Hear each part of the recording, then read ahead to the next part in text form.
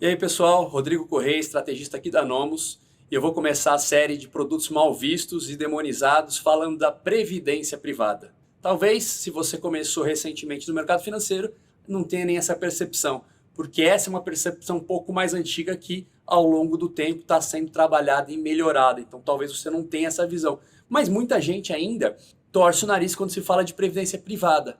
E por que isso, gente? Lá atrás, quando não existia essa abundância aí de opções de investimento, sejam bancos, sejam plataformas de investimento que nós temos hoje, eram basicamente os grandes bancos que ofereciam os produtos financeiros.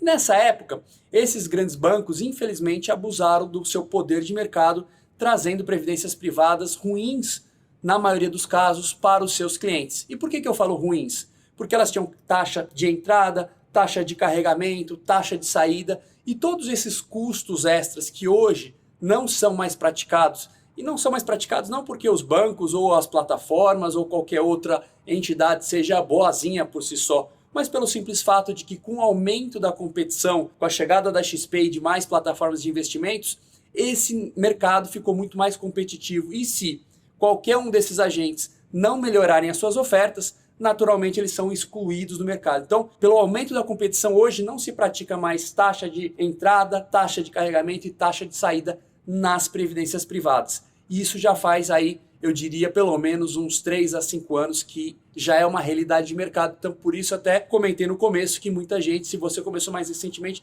talvez você não tenha nem essa percepção. Mas lá atrás era muito comum um simples fundo DI ter taxas exorbitantes que na soma fazia com que o resultado final para o investidor fosse realmente muito ruim. Mas o que são então, Rodrigo, essas previdências privadas? Se você for olhar, a previdência privada nada mais é do que um veículo de investimento. E como um veículo, ela é uma ferramenta. E eu gosto de fazer aqui uma análise, uma comparação com uma outra ferramenta do nosso dia a dia. Se a gente pegar, por exemplo, uma faca é um instrumento, é uma ferramenta que pode tanto, por exemplo, nos auxiliar na hora de fazermos uma refeição, de cortar os alimentos de uma maneira mais picada, menor, e nos auxiliar na alimentação, quanto pode ser usada para defesa ou até ataque, seja numa floresta contra um animal que quiser te atacar, ou até para usos escusos, como infelizmente a gente vê pessoas aí assaltando os outros e usando, às vezes, uma arma branca como uma faca. Mas se você olhar a faca, por si só, ela é uma ferramenta, ela é neutra, vai depender da finalidade que se dá para essa faca. Com essa ideia em mente, eu queria que você olhasse para a previdência privada da mesma forma. Ela é apenas um veículo de investimentos. E como tal, o que vai realmente importar nesse veículo é o que ela tem dentro dela, os ativos que ela tem dentro dela e as características dessa casca que faz o fundo previdenciário, que são a liquidez, as taxas, os custos que envolve esse investimento, tá? Então ela tanto pode ser um instrumento bom como um instrumento ruim.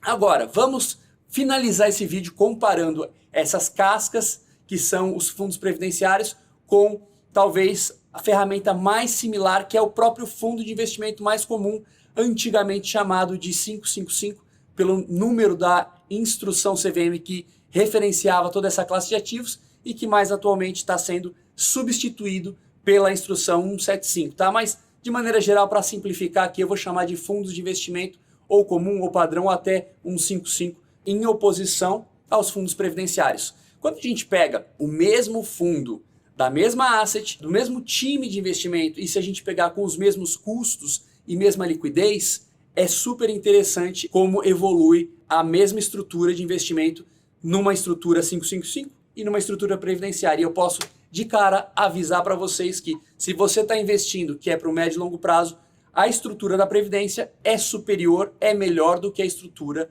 555. Por quê? Porque do lado previdenciário você não paga impostos que às vezes você paga do 555, como por exemplo o Come Cotas.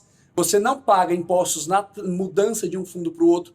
No previdenciário você tem a portabilidade e por fim você pode ter até vantagens da própria alíquota de imposto de renda final, que na estrutura previdenciária, se você está numa estrutura de regressiva, você pode chegar nos 10 anos pagando 10% de IR contra normalmente os 15% na estrutura 555. Então se você pega casas como Absolute, Genoa ou até Capitalo, que estão entre as melhores assets independentes que nós temos hoje, você pega, por exemplo, na Absolute a estratégia Vertex, você pega na Genoa a estratégia Radar e você pega na Capital a estratégia K10, quando você compara, cada uma dessas estratégias tem tanto a previdenciária quanto a 175. E em todos os casos a previdenciária bate a estratégia 175. E aqui você tem, por exemplo, na Genoa, a estratégia Radar, que é 175, comparada com a estratégia previdenciária, que é o Cruise, ela paga, quando você olha as duas, a previdenciária perde em termos de rentabilidade, porque nem sempre o gestor consegue, por algumas restrições na normativa previdenciária, ele não consegue fazer 100% do que ele faz dentro do 175. Então, nesse caso específico, o fundo Cruise, que é previdenciário, já roda um pouco abaixo em termos de rentabilidade que o fundo Radar. Mas quando você faz a simulação, tira o come cotas, faz essa questão da portabilidade ser gratuita e no final aplica uma taxa de imposto que é menor, você vê que com acima de 121 meses a estratégia Radar é superior à Cruise, mostrando que a previdência é melhor do que o fundo normal, fundo padrão.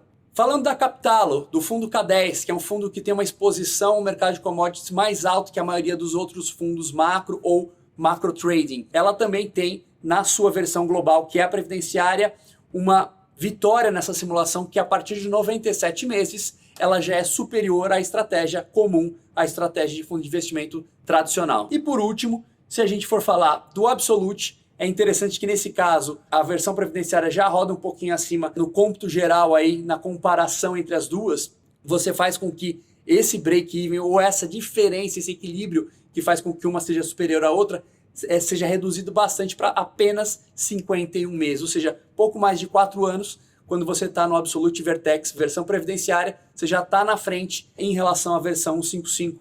E isso tudo mostra a superioridade do veículo Previdência. Então, espero que não haja mais nenhuma dúvida e quando você for investir tendo as duas versões, prefira a versão previdenciária, que ainda que a fama talvez não seja das melhores, na parte técnica ela tem o mesmo risco, a mesma liquidez e uma rentabilidade superior, ou seja, ela é, do ponto de vista técnico, tirando as paixões de lado, superior àquela que não é previdenciária, ok?